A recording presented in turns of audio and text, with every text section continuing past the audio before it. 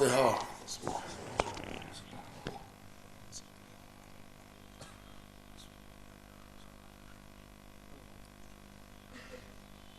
أعوذ بالله السميع العليم ومن الشيطان اللعين الرجيم. بسم الله الرحمن الرحيم. الحمد لله رب العالمين والصلاة والسلام على أشرف الأنبياء والمرسلين سيدنا ونبينا وشفينا ومولانا بالقاسم محمد آله الطيبين الطاهرين المعصومين المظلومين ولعنة الله على أعدائهم وقتلتهم وغاصبي حقوقهم أجمعين من يومنا هذا إلى قيام يوم الدين. أما بعد فقد قال الله تبارك وتعالى في كتابه المجيد والفرقان الحميد وهو أصدق الصادقين وقول الحق. بسم الله الرحمن الرحيم. وسيعلم الذين ظلموا أي منقلب ينقلبون. صلوات بھیج دیں محمد اور آل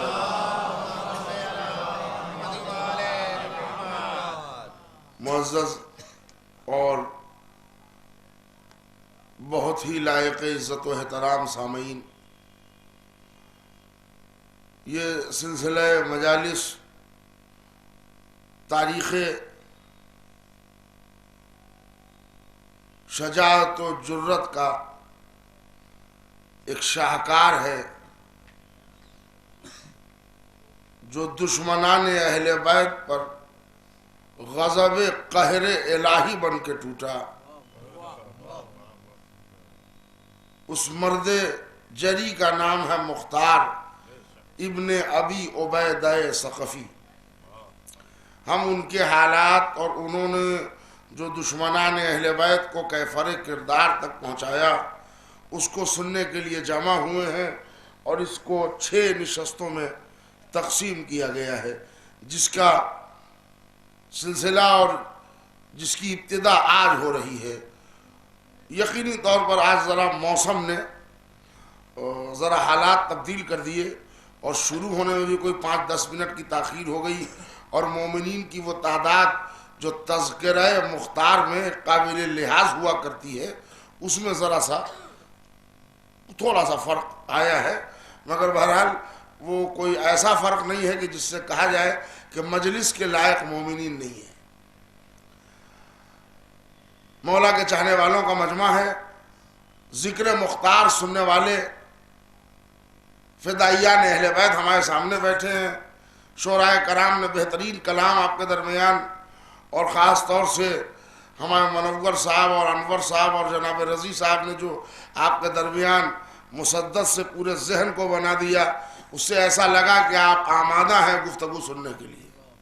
اور اس بزم کے بہترین اناؤنسر اور ناظم عزت مآب ایڈوکیٹ آقا حسن صاحب دامت ظلہ العلی، اللہ ان کی توفیقات میں اضافہ فرمائے اور اللہ ان کو طول عمر دے، ہر بلایات سے محفوظ رکھے کہ انہوں نے حق مودت اہل بیت ادا کرتے ہوئے بڑے پاکیزہ مصرع بھی سنائے.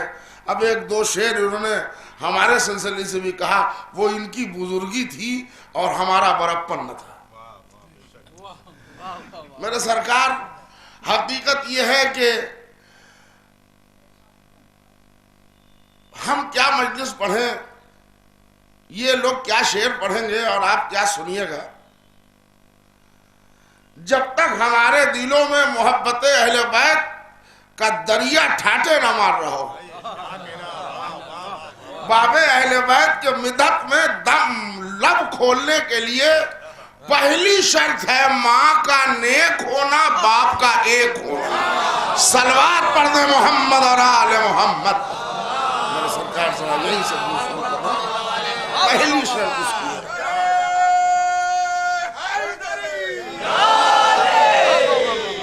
ایک کے مقدر میں نہیں ہے. یہ جو آپ فرش عزا پہ بیٹھے ہیں یہ سب کا نصیبہ نہیں ہے. یہ جو ہم یہاں بیٹھے ہیں یہ فقط مجلس حسین میں نہیں بیٹھے ہیں، طہارت مادری کی سند بھی دنیا کو دکھا رہے ہیں. اس لیے کہ جہاں وہ طرح کی نجاست ہوگی وہ بہت بڑے ملا تو ہو سکتے ہیں، مولا ہی نہیں ہو سکتے. اس لیے ان کے دلوں میں محبت علی کا ٹھہراؤ ہو ہی نہیں سکتا. تو ہر سال وہی بیان، ہر سال وہی گفتگو، اور ہر سال وہی تیور، اور ہر سال وہی انداز آپ کے سننے کا اور ہمارے پڑھنے کا. اللہ آپ تمام حضرات کو صحت و سلامتی عطا فرمائے. اور ہم سب کے اندر دیکھیے مختار وہ شخصیت ہے قبلہ کہ جن کو ہماری قوم میں بھی بدگمانی کی نظر سے دیکھا گیا. حالات ایسے ہو گئے، حالات کیریت کے دشمن. ابھی میں آپ کو بتا دوں کہ ایک بہت بڑی کانسپریسی ہوئی ہے اور اس کو ہم لوگ نہیں سمجھ پاتے. جو مجھے سمجھانا ہے ذرا سا ایک بات، اور میں شروع کر رہا ہوں. آیہ مبارکہ کا ترجمہ تک میں نے نہیں کیا. کچھ باتیں ہوتی ہیں جو سیدھی سیدھی ہم سمجھ لیتے ہیں، جو گھما کے ہوتی ہیں وہ ہم نہیں سمجھ پاتے. روزانہ 5-10 گلے مومنین کے کٹ رہے ہیں. ہمارا پڑوسی ملک وہ لفظ محب اہل بیت اس کو برداشت نہیں ہے. علی کا نام سن کے اس کا کلیجہ پھک جاتا ہے. تو سپاہ صحابہ کے نام پر، مدح صحابہ کے نام پر، اور لشکر جھنگوی کے نام پر، یا جس کے نام پر بھی ہو، روزانہ قتل عام کیا جا رہا ہے. سیریا کا ماحول آپ کے پیش نظر ہے. عراق میں ہماری قربانی کی داستان آپ کے سامنے ہے کہ ہم نے پوری قبرستانوں کو بھر دیا مگر حوصلے اب بھی کم نہ ہونے پائے. ہے نا بھائی؟ ایک زمانہ تھا جو محمد عمر زخمی شعر پڑھتا تھا کہ میں عمر ہو کہ بھی حیدر کی ثنا کرتا ہوں، پبلک کھڑی ہو جاتی تھی. اور استاد الاساتذہ ایسے ایسے شاعر کہ جن کی ایک ایک مصرے میں وہ وزن ہے جس کی رسائی وہاں تک نہیں ہو سکتی، وہ بیچارے جب پڑھتے ہیں تو سر پر طائر جیسے بیٹھے ہوئے ہوں. اچھی بات ہے. ہم محبت اہل بیت میں ہماری جانیں قربان حیدر کرار پر، اور دشمنان زہرا اور دشمنان اہل بیت اور دشمنان علی پر خدا کی بھی لعنت، ہماری بھی لعنت، آپ سب کی لعنت. اس سے کوئی انکار نہیں ہے، مگر تبرہ پڑھنے کے بھی ڈھنگ ہونے چاہیے. اور وہ بھی ایک بات سن لیں، تولا اور تبرہ یہ دو چیز میں ابھی مجلس کی تمہید میں ہوں، مگر یہ پیغام پہنچانا اپنی ملت تک میں واجب سمجھتا ہوں. تولا اور تبرہ یہ دو لفظ ہے نا. خوش ہو گئے، بہترین مجلس ہو رہی تھی، مولا کے فضائل پڑھے گئے، نعرہ لگ گیا، ہم سمجھے حق کے تولا ادا ہو گئے. اہل بیت کے دشمن کا نام آیا، ہم نے بے شمار لعنت لگا دی. ہم نے سمجھا کہ تبرہ ہو گیا. اس کا نام تبرہ ہے نہ اس کا نام تولا ہے. تولا بھی ایک عمل کا نام ہے، تبرہ بھی ایک عمل کا نام ہے. آگ کا کام ہے جلانا، تو اس سے بچنے کا نام ہے تبرہ. تو اگر آگ جلائے نہیں تو ہاتھ کھینچیے شولوں سے، اور ہاتھ شولوں پر رکھ کے یہ قصیدہ پڑھنا کہ آگ جلاتی ہے، یہ احمق کا فعل ہے، عاقل کا فعل نہیں ہے. تو تبرہ بھی فعل ہے، مگر کردار میں اگر بنی امیہ کا فعل ہو تو حق تبرہ نہیں ہے. وہ تو بالکل ویسے ہی ہو گیا کہ حضور کے بعد کچھ ایسے حج بھی ہوئے کہ موقع رمی پر اپنے آپ کو خود سے پتھر مارا. اب وہ منظر تو ویڈیو پر کوئی دکھاتا آپ کو کہ خود سے خود کو کیسے پتھر مارا جاتا ہے.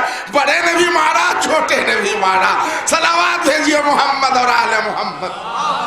اور ہمارا میرے سرکار وہ تبرہ اس کا نام ہے، اس سے ہمیں محفوظ رہنا ہے. اور وہ مرنے کٹنے سے ہم تھوڑی ڈرتے ہیں. ہماری تو تاریخ انسانیت کی قبرستانیں گواہ ہیں. قبرستانوں میں جگہ نہیں ہے، مگر دلوں میں آج بھی محبت اہل بیت کے لیے اسی شان بان سے جگہ ہے. ہمارے مقابلے میں آپ ہوتے تو آپ کے بھاگے ہوئے بزرگوں کی قسم کھا کے کہہ رہا ہوں، جہاد کے نام پر آج آپ میدان میں نہیں ہیں، نام بھی تو وہی لے کے آئے تھے. مرد میدان ہوتے تو ہمارا لشکر بھی عراق میں لڑا سامنے آ جاتے. کوئی توڑا بوڑا میں چھپے ہوئے ہیں, کوئی سیریا موصل میں چھپے ہوئے ہیں, کس بنیاد کے رہبر ہیں اور کس بنیاد کے مجاہد ہیں. تو اگر ہماری جتنی جانیں گئی ہیں, اگر 10-20 آپ کی بھی جانے جاتے تو آپ میدان چھوڑ کے کب چلے جاتے. مگر آپ کو بھی معلوم ہے کہ آپ قربانی دے نہیں سکتے, اور ہم کو بھی معلوم ہے کہ قربانی ہم ہی دے سکتے ہیں. نہیں حضرات, ایک بات کہہ دوں, قربانی جانور کی ہوتی ہے نا بقرعید میں, آپ لوگ بھی کرتے ہیں, کرتے ہیں کہ نہیں بولتے؟ بولیے تو صحیح, کرتے ہیں. بھیڑ, بکریاں, گائے, گوشت جو بھی ذبح کرے, گائے وائے میں وہ یہاں نہیں الاؤڈ ہے ہمارے یہاں. تو بکرا بھی جانور ہے, بکرا یہ بھی جانور ہے, گدھا بھی جانور ہے, کتا بھی جانور ہے. جانور دونوں ہے, گدھا بھی جانور ہے اور کتا بھی جانور ہے اور بکرا بھی جانور ہے. لیکن جب قربانی کے لیے آپ کو جانور چاہیے تو کون لیجئے گا, گدھا یا بکرا؟ تو جانور تو دونوں ہے. اور اگر بکرے کے مقابلے میں گدھے کو دیکھے گا تو جس میں گوشت بھی زیادہ ہوگا. کہ لئے ہم وہ نہیں خرید سکتے. کیوں؟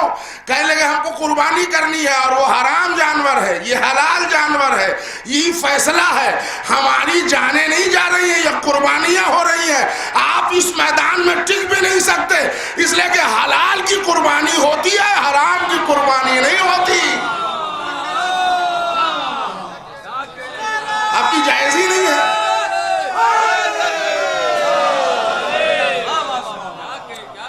تو جو سماج میں سر کٹانے کے لائق نہیں ہے وہ سر اٹھا کے کیا چلے گا؟ ایک صلوات بھیجئے محمد اور آل محمد. تو ہمارے اندر بھی ایسے ہی لوگ بران کر دیے گئے تھے مختار کے خلاف. میں پوری تفصیل آپ کو حضرت مختار کا تعارف بھی بتاؤں گا, اور بدگمانی کہاں کہاں کس کس موڑ پر ہوئی ہے. دیکھیے, تذکرہ وہی مختار کا ہے, کچھ جملے یقیناً ریپیٹڈ ہوں گے, مگر ہم بیان میں وہ تھیم آپ کو سمجھائیں گے کہ جو تاریخ کا وہ پہلو ہے جس سے ہم کم واقف ہیں, ہم وہ پہلو آپ کو سنائیں گے. مگر قرآن مجید کی جس آیت کا میں نے انتخاب کیا اس کے ترجمے کے تیور دیکھیے آپ. وَسَيَعْلَمُ الَّذِينَ ظَلَمُوا أَيَّ مُنْقَلَبٍ يَنْقَلِبُونَ, ان قریب اور بہت ہی ان قریب ظلم کرنے والے یہ جان لیں گے کہ وہ کس کروٹ پلٹائے جاتے ہیں. اس لیے کہ اللہ شرک کے ساتھ تو لوگوں کو برداشت کر سکتا ہے, ظلم کے ساتھ قوم کو برداشت نہیں کر سکتا. اس لیے کہ اللہ کو ظلم بالکل پسند نہیں ہے. میرے سرکار, ہوا یہ کہ جناب مختار نے امام حسین علیہ السلام کے خون کا بدلہ لیا, قصاص خون حسین, اور نعرہ بھی وہی لگایا جو اصلاً نعرہ ہے, یا علی سارت الحسین, جو آپ زیارت وارثہ میں کہتے ہیں یا سار اللہ وابن السارہی, ہے نا, اے وہ کہ جس کے خون کا بدلہ ابھی نہیں لیا گیا. وہی نعرہ مختار نے لگا, یس علی سارت الحسین, اے وہ کہ جو خون حسین کا بدلہ لینا چاہتے ہو. تو ایک شوشہ چھوڑا گیا فقہ میں کہ اولاد کے ہوتے ہوئے چاہنے والے کس قانون سے حق قصاص رکھتے تھے. علی ابن الحسین زندہ ہیں, محمد حنفیہ موجود ہیں, تو ان کو قصاص لینا چاہیے تھا, لہذا شرعی قانون سے مختار کا یہ قصاص لینا ناجائز. لائے گھما دیا, گھوم گیا ذہن لوگوں کا. لوگ سمجھ لے کہ بات تو صحیح ہے کہ مولا زندہ تھے تو جناب مختار, اس لیے کہ واضح اجازت کی کوئی تحریری سند امام چہارم کی نہیں ہے. وہ بھی صحیح, وہ سب میں آپ کو سمجھاؤں گا بڑے اطمینان سے. پھر یہ کہ ایک موقع پر مختار نے اپنے عمل سے یہ ثابت کیا تھا کہ یہ اہل بیت کے چاہنے والے نہیں لگتے. وہ حفاظت امام حسن میں ان کا تدبر تھا اہل بیت سے عداوت کی بو نہ تھی، جس کی پوری تفصیل قاضی نور اللہ شستری علی اللہ مقامہ نے کی ہے، میں اس کی بھی وضاحت کروں گا۔ وہ بھی بس نہ چلا تو پھر کہا کہ مختار دعوی نبوت کرتا تھا، وہ بھی کچھ دنوں کے بعد وہ ختم ہو گیا۔ تو پھر کہا گیا کہ مختار قاتل تھا، اس میں بھی تھوڑا دم نہ رہا۔ تو پھر بات نکالی گئی کہ مختار دعوی وحی کرتا تھا۔ یہ ایسا دھوکہ لوگوں کو دلایا گیا، اس لیے کہ مختار کا تجربہ اتنا پرفیکٹ تھا کہ کل کی بات آج بتا دیتے تھے۔ وہ علم مختار تھا، سلسلہ وحی نہیں تھا، تو علم تھا جناب مختار کا، تجربہ تھا۔ وہ مختار وحی نازل ہوتی ہے، وہ کہہ دیا۔ اس کے بعد بھی کچھ نہ بن پڑا تو کہہ دیا کہ مختار نے ایک فرقہ چلایا ہے، فرقہ کسانیہ اس کا نام رکھا۔ جناب مختار کا ایک لقب تھا کسان، کیس سے بنا ہے، کیس کہتے ہیں عقل والے، ہے نا۔ اور جناب مختار سے تھوڑا پہلے جو کچھ لوگوں نے خون حسین کا بدلہ لینے کا ایک پروگرام بنایا تھا اور بہت حد تک ظالموں کو مارا بھی، جناب سلیمان بن سرد خزائی کی سرکردگی میں 4,500 شیعان علی جمع ہوئے تھے، تو ان کو نام دیا لوگوں نے توابین۔ یہ توابین کیا ہے؟ کہنے لگے یہ لوگ امام حسین کو خط لکھ کے بلایا تھا اور امام حسین کی مدد نہ کر سکے، قتل ہو گئے امام حسین۔ تو بعد میں جب آزاد ہوئے تو کربلا جا کے انہوں نے رو رو کے توبہ کیا، تو یہ لوگ توابین ہیں توبہ سے۔ اس لیے کہ یہ سچ ہے کہ جہاں لوگوں نے خط لکھا تھا اس میں مسیب بن نخبہ کے بھی خط تھے، اس میں سلیمان بن سرد خزائی کے بھی خط تھے، مگر حالات کیسے ہوئے کہ یہ کربلا نہ پہنچے؟ تاریخ کا کلیجہ پھاڑیے، ساری سچائیاں تاریخ میں موجود ہیں۔ تو یہ تمام چیزیں میں ان تمام بیانات روزانہ کی مجلس میں ایک ایک دو تاریخ آپ کو سمجھاتا رہوں گا۔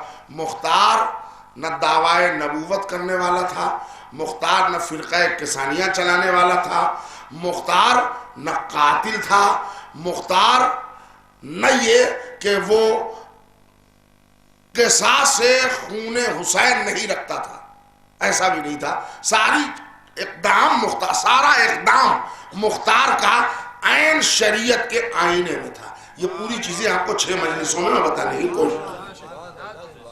بس شرط یہ کہ آپ حضرات توجہ سے سنیں اور تاریخی پہلو میں وہ ابتدا میں آئیں اور مجلس کے ختم میں جائیں، تو پوری تاریخ پوری ہسٹری آپ تک پہنچ جائے گی۔ آج کی مجلس میں میں ذرا تھوڑا سا مختار ابن ابی عبیدہ ثقفی اور ان کے قبیلے کا تعارف کرنا چاہوں گا آپ کی اجازت سے، کہ ان کا قبیلہ اور ان کی کیا حیثیت تھی۔ اگر آپ اجازت دیں تو میں ذرا مختار کا انٹروڈکشن، مختار کا پریچے۔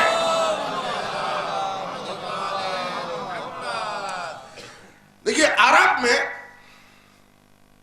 جو آبادی بسی ہوئی تھی وہ قبائل کے طور پر ان کی شناخت تھی، سب کا قبیلہ تھا، قبیلے کے کچھ نام تھے۔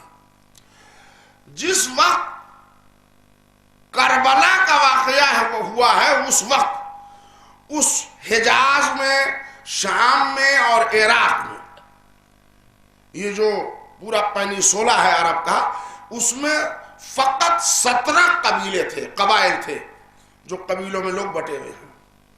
جیسے آپ قبیلہ بنی ہاشم، بنی امیہ یہ بھی ایک قبیلہ ہے، قبیلہ تیم یہ بھی ایک قبیلہ ہے، قبیلہ نخعی یہ بھی ایک قبیلہ ہے جس میں جناب مالک اشتر پیدا ہوئے، بنو جرہم یہ بھی ایک بہت بڑا قبیلہ ہے جہاں شادی ہوئی تھی حضرت اسماعیل علیہ السلام کی۔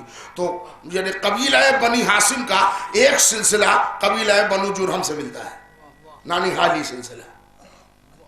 تو اس طرح کر کے قبیلہ بنی ثقیف یہ لوگ اسلام لے آئے تھے اور اہل بیت کو ہی پہچانتے تھے، مگر دیکھیے کچھ حالات ایسے ہوتے ہیں کہ پہچاننے کے بعد بھی انسان فیصلہ نہیں کر پاتا. مختار کا پورا گھرانہ محب اہل بیت تھا، لیکن فوراً وفات پیغمبر کے بعد لوگوں کو سمجھتے سمجھتے بھی بہت دیر ہوا. جب پہلے خلیفہ نے لڑائی لڑی مانین زکوٰۃ کے نام سے، تو ایک شیعان علی میں ایک بہت بڑے صحابی کا نام آیا، حضرت مالک بن نویرہ. لوگ نہیں سمجھ پاتے تھے کہ یہ کون ہے، لیکن جب انہوں نے زکوٰۃ دینے سے انکار کیا اور پورا جب لشکر آیا اور ان کو قتل کیا گیا، وہ شہید ہوئے، بڑا ظلم ہوا ان کے ساتھ. ان سے کہا گیا کہ تم زکوٰۃ دو، تو انہوں نے کہا ہم تم کو نہیں دے سکتے، زکوٰۃ نکالتے ہیں، ہم تم کو نہیں دے سکتے، اس لیے کہ ہمارا زکوٰۃ جو ہے وہ اس تک جائے گا، یہ گورنمنٹ کا ٹیکس ہے تو اس تک جائے گا جو جانشین رسول ہے، اور ہم تم کو جانشین رسول مانتے نہیں ہیں. ادھر مولا علی نے ایک اسٹریٹجی تیار کی تھی کہ واضح طور پر زکوٰۃ کلیکٹ کرنے سے اپنے لوگوں کو بھی منع کر دیا، تم زکوٰۃ لے کے نہ آؤ. سمجھ گئے؟ جس کے کفارے ہم آج تک ادا کر رہے ہیں، ہمارے یہاں ہر چیز پریکٹس میں ہے، ابھی زکوٰۃ اتنا پریکٹس میں نہیں ہے، وہ ایک نصاب میں ہے. یہ اسی بات اب مولانا نے اسے روکا کہ اگر وہ ہماری طرف زکوٰۃ لے کے آئیں گے، یہ 80 لڑائی لڑی ہے مانین زکوٰۃ. یہ مانین زکوٰۃ ایک لفظ آیا، آپ سمجھے؟ وہ لوگ جو زکوٰۃ نہیں دیتے تھے، سوال یہ نماز پڑھتے تھے، روزہ رکھتے تھے، حج کرتے تھے، کلمہ پڑھتے تھے، تو یہ مانین زکوٰۃ کا کیا مطلب؟ تو جب سب کرتے تھے تو وہ زکوٰۃ کیوں نہیں دیتے تھے؟ ان کے زکوٰۃ نہ دینے کا اعلان واضح ہے کہ ہم تم کو مستحق نہیں سمجھتے، کہ تم حقیقی جانشین مصطفیٰ ہو، اس لیے نہیں دیتے. تقریباً ایسے تعداد 6000 لوگوں کی ہے جن کو خلیفہ اول کے زمانے میں مار دیا گیا، وہ مانین زکوٰۃ کہہ کے. تو اسی میں قبیلہ بنی ثقیف بھی ہے جو دربار خلافت سے بھی وابستہ رہا.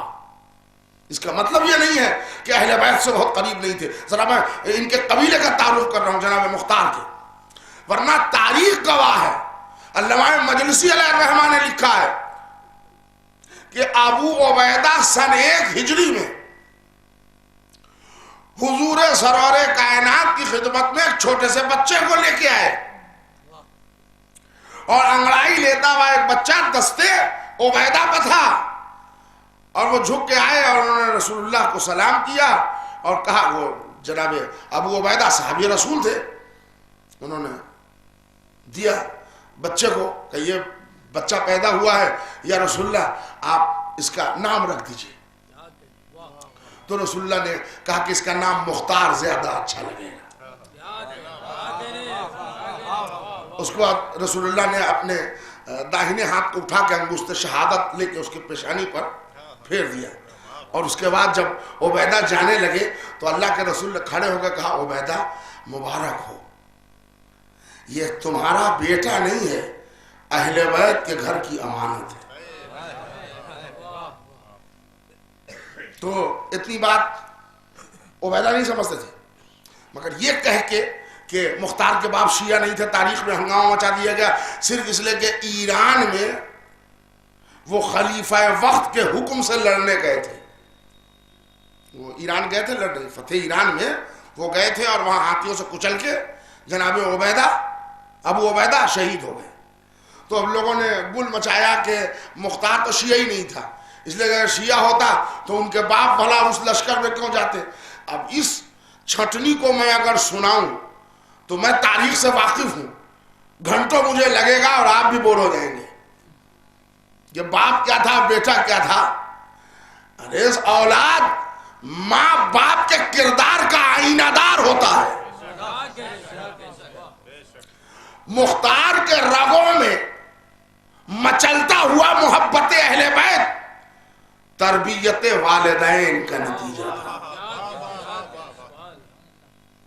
جی یہ ماں باپ کی تربیت تھی.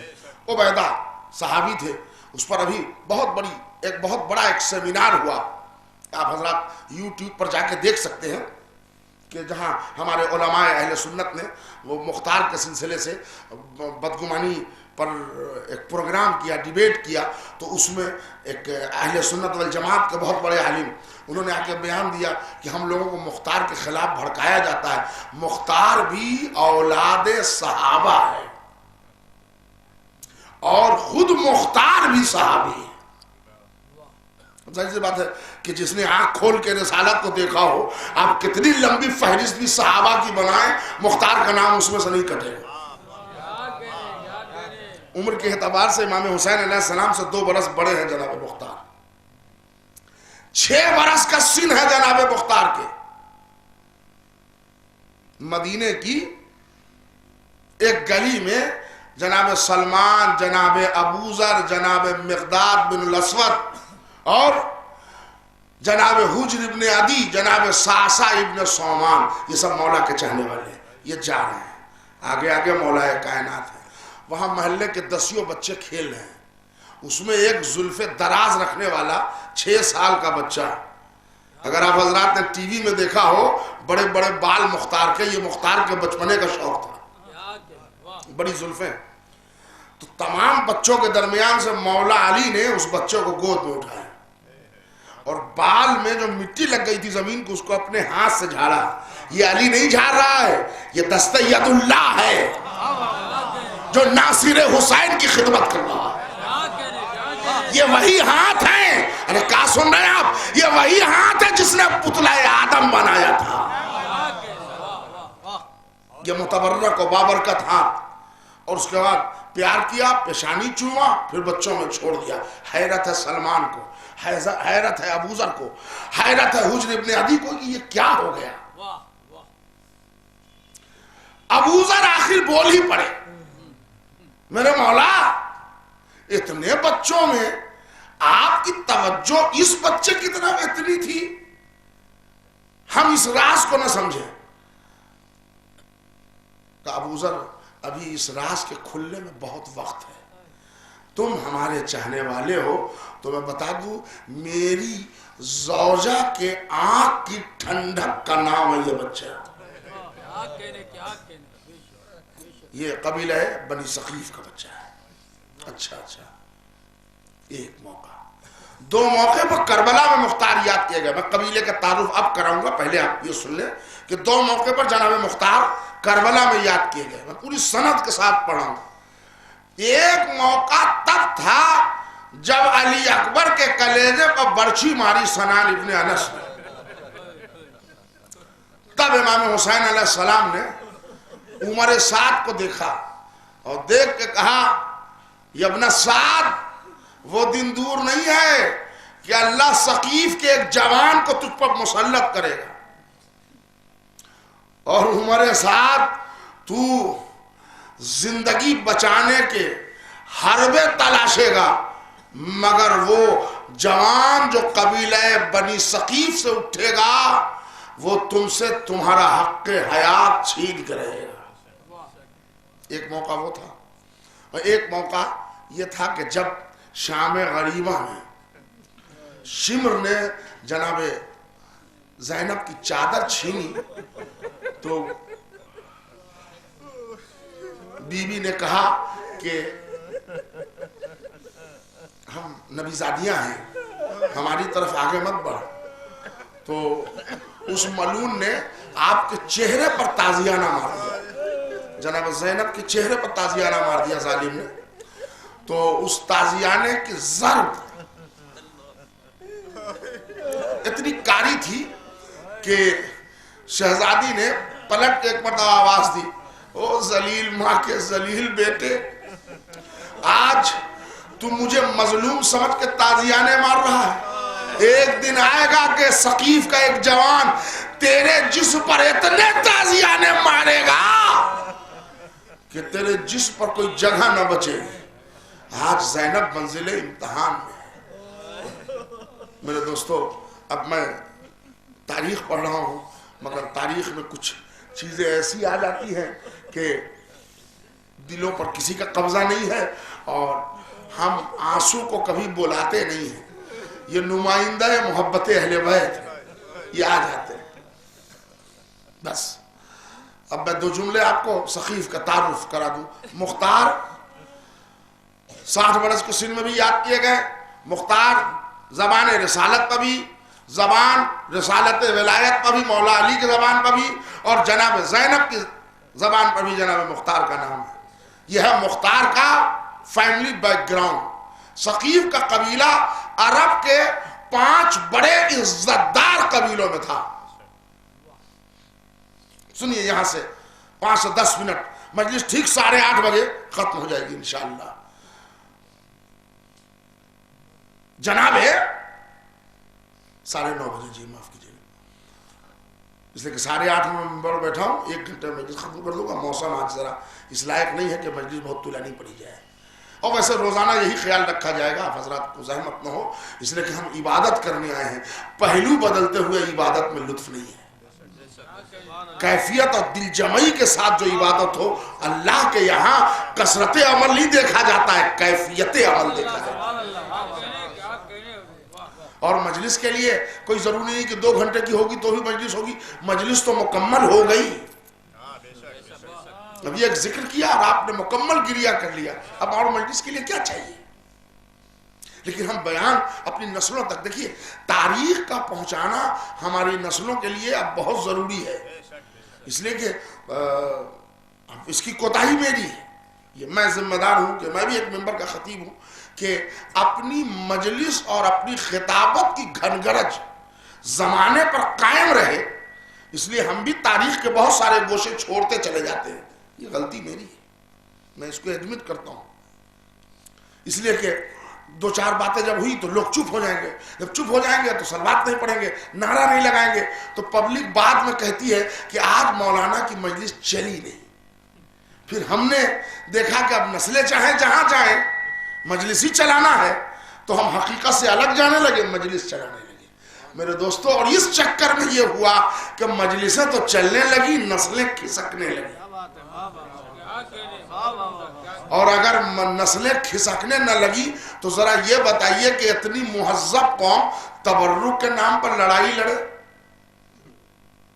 کوئی ہے جواز؟ انجمن کے نام پر مقدمے ہو؟ کوئی ہے جواز؟ ہم نے اس کو عبادت سمجھ کے نہیں کیا، رسم سمجھ کے کیا. آئیے میں مختار کے تذکرے میں آپ کو وہ سب چیزیں بتاؤں گا. اور مختار نے خلاف شرع کوئی کام نہیں کیا.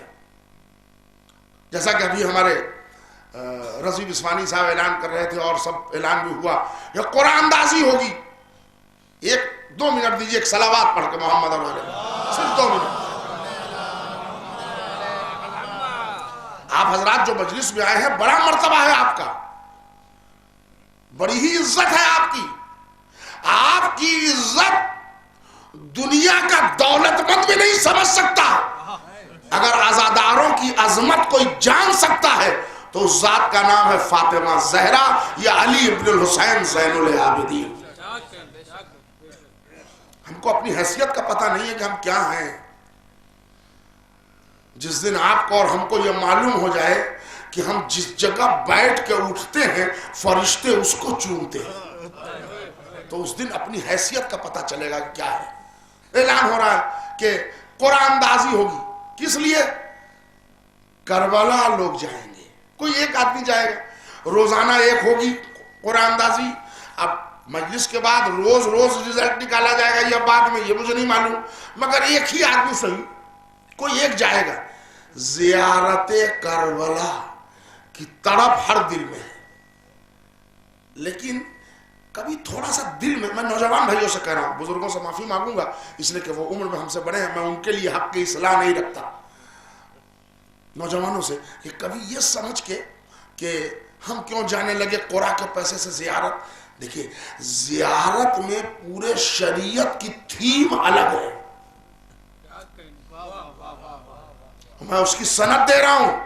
یہ شعرا علماء میں بھی ہیں، اور لاؤڈ اسپیکر اور مجلس ہو رہی ہے، مجلس ریکارڈ ہو رہی ہے، غور سے سنیے.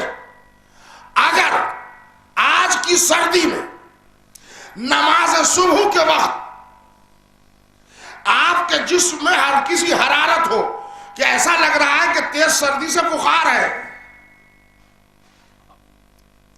اور اگر ہم نے اس پانی سے وضو کیا تو تھر تھر آ رہے ہیں، فوراً شریعت سامنے آ گئی. اب اگر ٹھنڈے پانی سے وضو کیا تو بگڑ جائیں گے. تم کو ہماری بارگاہ میں آنا ہے نا, مٹی پر ہاتھ مار کے تیمم کر لو. دیکھ رہا ادھر سے آئے کہنے گھٹنا اٹھتا نہیں ہے. نماز کھڑے ہو کے پڑھنے کی تاکید ہے. اگر کمر میں طاقت نہیں ہے, 4 رکعتی نماز ہے, تو 2 رکعتی مثلا کھڑے ہو کے پڑھ لیا. طاقت ہے جاؤ 2 رکعتی بیٹھ کے پڑھو. دیکھ رہا. لیکن شریعت کیسے تبدیل ہو گئی, شریعت کیسے تبدیل ہوتی ہے. ہم اٹھ نہیں سکتے, شریعت بدلی. ایسا کرو لیٹے لیٹے پڑھ لو. اس لیے کہ تم کو ہم اٹھانا نہیں چاہتے ہیں, تمہارا انداز اطاعت دیکھنا چاہتے ہیں. ڈائیبٹیز, شوگر 365 تھا, جسم لاغر تھا, ہاتھ پاؤں کمزور تھے, ہر 5 منٹ پر زبان خشک ہوتا ہے شوگر پیشنٹ کا. ماہ مبارک رمضان آ گیا, سامنے شریعت آ گئی, صحت متاثر ہو جائیں گے نا, مت رکھو روزہ. کہیں صحت زندہ رہتے رہتے ٹھیک ہو گئی تو رکھ لینا, بعد میں وصیت کرنا, نسلیں رکھوا دیں گی. اس لیے کہ یہ شریعت بدل گئی. کس کے لیے بدلی بھائی؟ کیا سن رہے ہیں آپ, میں کیا کہہ رہا ہوں؟ اللہ کی عبادت کا نام ہے روزہ. شریعت بدل گئی نا, مت رکھو. ابھی نماز کا بیٹھ کے پڑھ لو, ابھی لیٹے لیٹے پڑھ لو. شریعت بدل گئی. حج واجب ہے, حج واجب ہے اگر کوئی صاحب استطاعت ہے. مگر معاملہ یہاں تک پہنچا کہ حج تو اس پر واجب ہوا, مگر اب جسم سکت نہیں ہے, موو نہیں کر سکتا, اور ارادہ حج رکھتے ہو, شریعت بدلی کہ اب تم مت کرو, نیابت کرا لو. ابھی معلوم ہوا, توجہ چاروں میں ذہن سے قریب ہو رہا ہوں, نماز دروازے پر پڑھنے کے لیے مصلی بچھایا تھا کہ سامنے سے رائفل لے کے ایک شخص آیا, خبردار اگر مصلی بچھایا تو گولی مار دوں گا. اب شریعت سامنے آ گئی, مصلی لے کے پیچھے ہٹ جاؤ, مت پڑھو نماز. اس لیے کہ اب جان بچانا واجب ہے, ہماری نماز چھوڑ دو. زندگی پر مصیبت آئی, شریعت بدل گئی.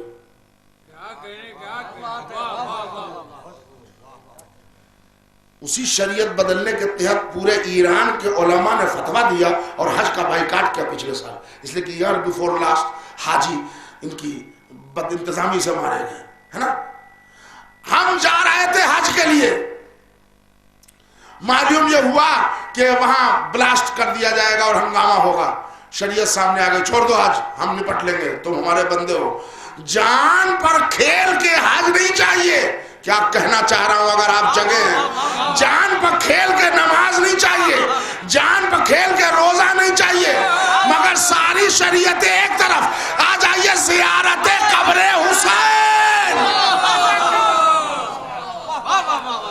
امام کا زمانہ ہے, متوکل کہہ رہا ہے کہ ایک ہاتھ کٹواؤ.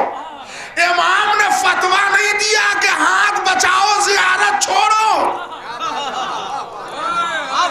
ہاتھ کٹے مگر زیارت جائز. چلیے یہاں تک تو چلیے, ہاتھ پاؤں کٹ رہے تھے, مصیبت دوسری آن پڑی. اس ملعون نے حکم دیا کہ 2 آدمی آؤ,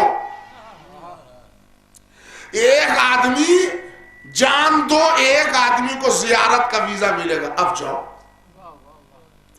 کسی معصوم نے, معصوم کا زمانہ ہے, غیر معصوم نہیں کہ وہ اجتہاد میں بھول گئے ہوں گے اور چوک گئے ہوں گے, اور خوئی نے کیا کہا, خمینی نے کیا کہا, اور آغا سستانی, کچھ نہیں. امام کا زمانہ ہے, 9ویں امام, 10ویں امام, 11ویں امام, 3 امام کے زمانے میں 2 آدمی آؤ, ایک آدمی مرو, ایک آدمی زیارت کرو. معصوم نے زیارت کربلائے حسین کو وہ اہمیت دی کہ جان مومنین دیتے رہے, مگر زیارت قبر حسین میں شریعت نہ بدلی. تو میرے دوستو یہ مقام ہے زیارت کربلا کا، جانے دے کے وہاں ہم چلے جائیں گے، سمجھے آپ؟ وہاں سر کٹا کے چلے جائیں گے۔ تو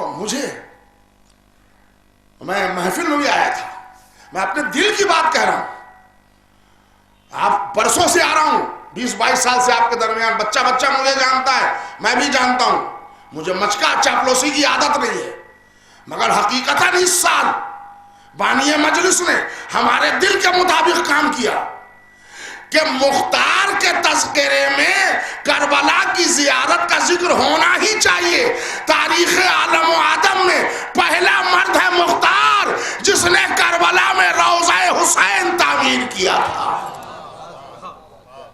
جیسے ہی میں آج آیا اور میرے میزبان نے جناب سبتی حسن صاحب نے کہا کہ مولانا اس سال زیارت کے قرعے کا انتظام کیا گیا ہے، دل کے اندر خوشی آئی اور دعائیں دینے لگا میں ان مومنین کو بھی اور ان صاحب کو بھی کہ جنہوں نے یہ انتظام کیا، اس لیے بنیاد ہے۔ آج میں لگتا ہوں کہ میرے پاس اتنا وقت نہ مل پائے گا کہ میں قبیلہ بنی ثقیف کا تعارف کروں۔ میں آپ کی خدمت میں بتانا چاہ رہا ہوں کہ جب کربلا حسین میں پتہ ہی نہیں تھا کہ حسین کی قبر کہاں ہے، وہ تو جناب جابر ابن عبداللہ انصاری نے سلام کیا، قبر سے آواز آ گئی جواب سلام، رو لیا، لیکن جابر نے کوئی تختی تو نہیں لگائی نا۔ دور ایسا ہے کہ یزید ہر طرف، جناب مختار ابن ابی عبیدہ ثقفی، سوچئے سن 61 میں حسین شہید ہوئے، سن 67 ہجری 67 ہجری میں جناب مختار جب پورے طور پر کوفے کے امیر ہو گئے تو انہوں نے اپنی حکومت کو جب قیام دے دیا تو حکم بن طفیل نام کا ایک شخص ہے، اس کے یہاں سے وہ کرسی خرید کے منگوائی جو کرسی پر مولا کائنات تخت پر بیٹھ کے فیصلہ دیتے تھے۔ اس کرسی کو جناب مختار نے تخت کے اوپر رکھا، خود نیچے بیٹھتے تھے، اور جب ججمنٹ دیتے تھے تو کرسی پر ہاتھ رکھتے تھے، فیصلہ دیتے تھے تو کرسی پر ہاتھ رکھتے تھے۔ اس کے بعد ابراہیم بن مالک اشتر سے جناب مختار نے کہا کہ اب تو سب ہے، ہمارا کام تو حسین کے قاتلوں کو مارنا ہے، کہ وہ تو سب ہم کریں گے، ذرا ہم پہلے مولا حسین سے مل لیں۔ تو کچھ چھوٹا سا ایک لشکر لیا، 3 شخصیتیں تھی بڑی، عبداللہ ابن کامل انصاری، ابراہیم بن مالک اشتر، مختار ابن ابی عبیدہ ثقفی، یہ 3 کوفے میں گئے اور اپنے غلام خیر کو کوفہ سونپ گئے کہ ہم کربلا جا رہے ہیں۔ 24 کلومیٹر 22 کلومیٹر جو بھی اونٹ کے راستے میں مقتل اور کربلا تھا، وہاں یہ تینوں پہنچے۔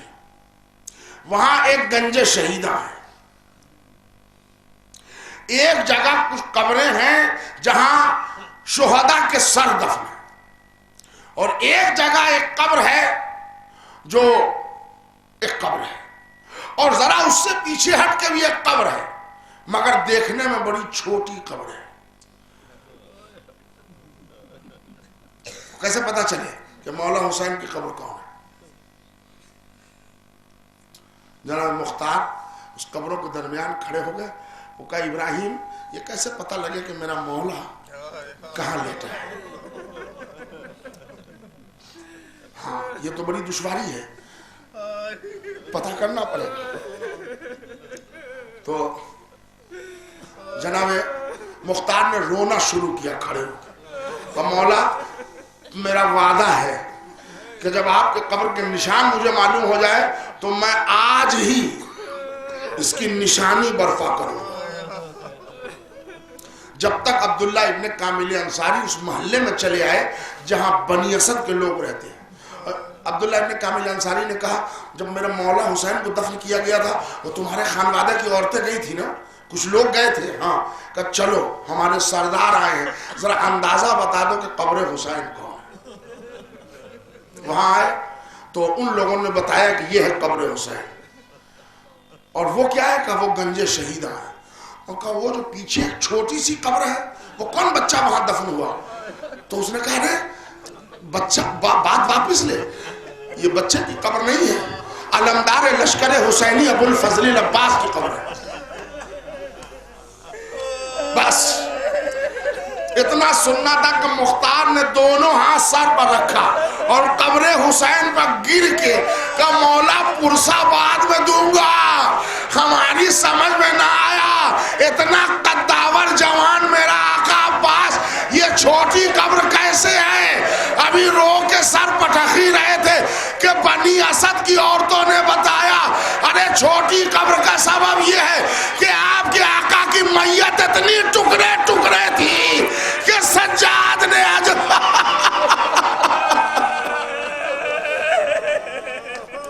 بس میرے سرکار اسی وقت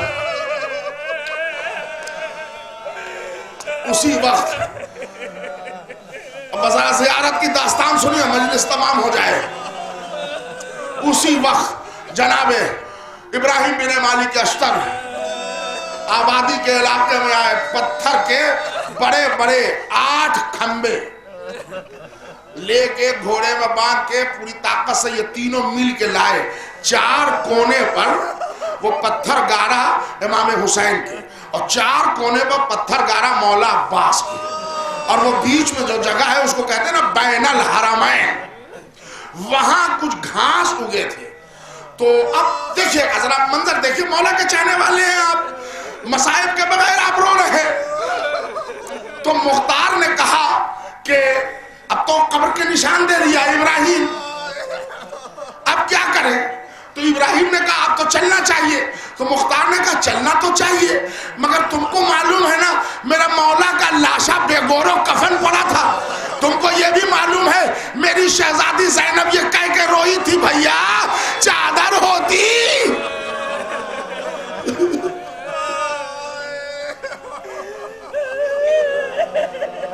تو ابراہیم کہتے ہیں آقا کیا خیال ہے؟ کہ آؤ ذرا محنت کر کے حسین کے قبر پر سایہ کریں۔ وہاں موٹی موٹی لکڑیاں کاٹی گئی اور اس کے بعد وہ گھاس کے ایک چھپر بنا کے اس 4 پیلر پر رکھا جناب مختار نے، اور ہاتھوں کو اٹھا کے کہا فاطمہ کے لال موقع ملا تو یہاں روضہ بھی تعمیر کراؤں گا، ابھی تھوڑی دیر سائے میں رہیے۔ یہ کہہ کے اب لوٹے حضرت عباس کے روضے پر، اور وہاں آ کے عباس کی طرف مختار اور ابراہیم نے، ابراہیم جناب ابو الفضل عباس کے دوستوں میں تھے، قبر پر ہاتھ رکھ کے ابراہیم نے کہا میرے شیر تو زینب کی چادر کا محافظ بن کے آیا تھا، میں نے حسین سے نہیں پوچھا تجھ سے پوچھتا ہوں عباس، ارے کیا ہو گیا کہ علی کی لاڈلی کے بازوؤں میں رسی باندھی گئی؟ ادھر زینب کے رسن بستہ کا ذکر آیا، ابراہیم کہتے قبر عباس میں زلزلہ آ گیا، مختار قبر عباس پر گر گئے، واہ مصیبت واہ۔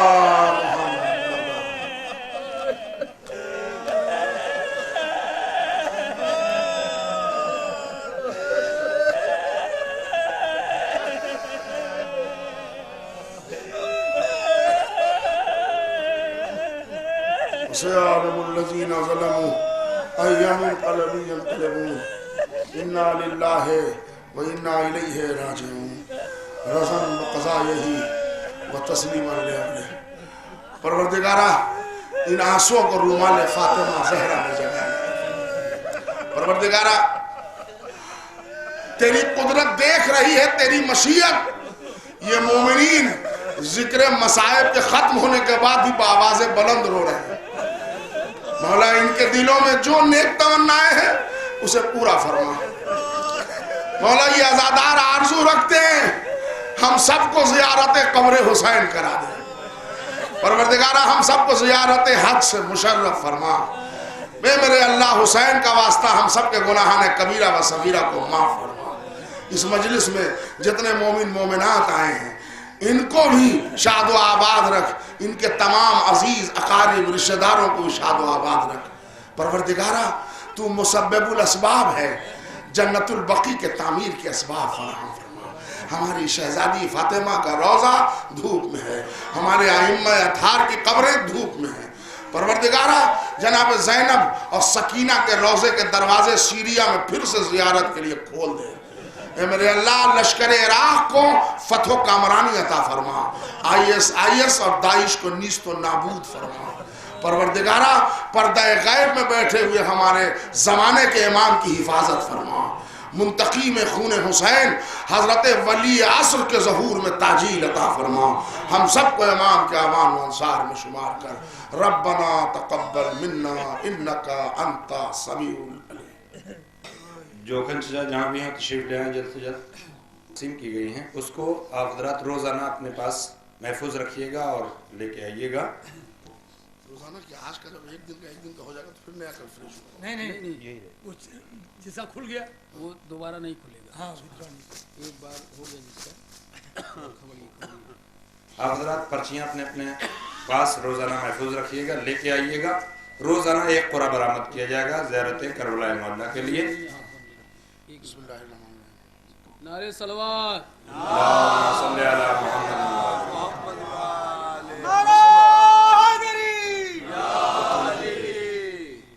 ये कुरा बरामद हुआ है 49 नंबर।